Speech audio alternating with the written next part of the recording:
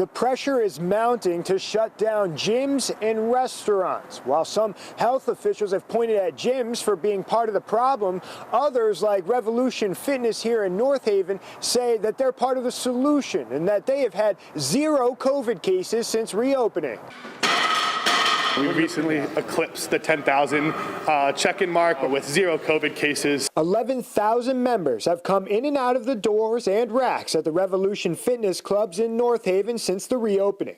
Not a single case of COVID-19 has been traced back to the club. The local establishment has racks distanced 10 feet apart, temperature checks at the door, and a rigorous cleaning schedule that disinfects the entire gym 3 times a day. We've been trying to go above and beyond the requirements to make sure this is the safest place possible. Health officials in the state have been asking Governor Ned Lamont to consider another shutdown. They attribute some of the rise in cases to gyms and restaurants. We are at a caseload here in Connecticut that exceeds what we had sort of back in the spring. But gyms of all sizes say that's not because of them. There's just no data supporting that, and there's actually a lot of data showing the exact opposite. At larger gyms like Planet Fitness, officials say there's less than a 1,000% chance of contracting the virus at one of their facilities.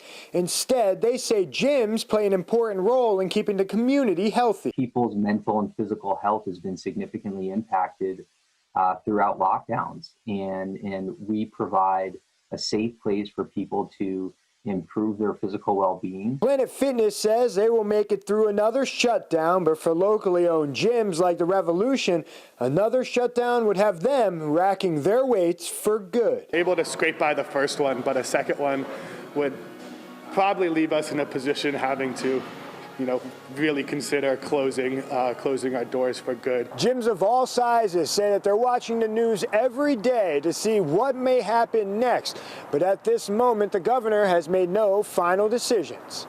In North Haven, Dave Puglisi, Fox 61 News.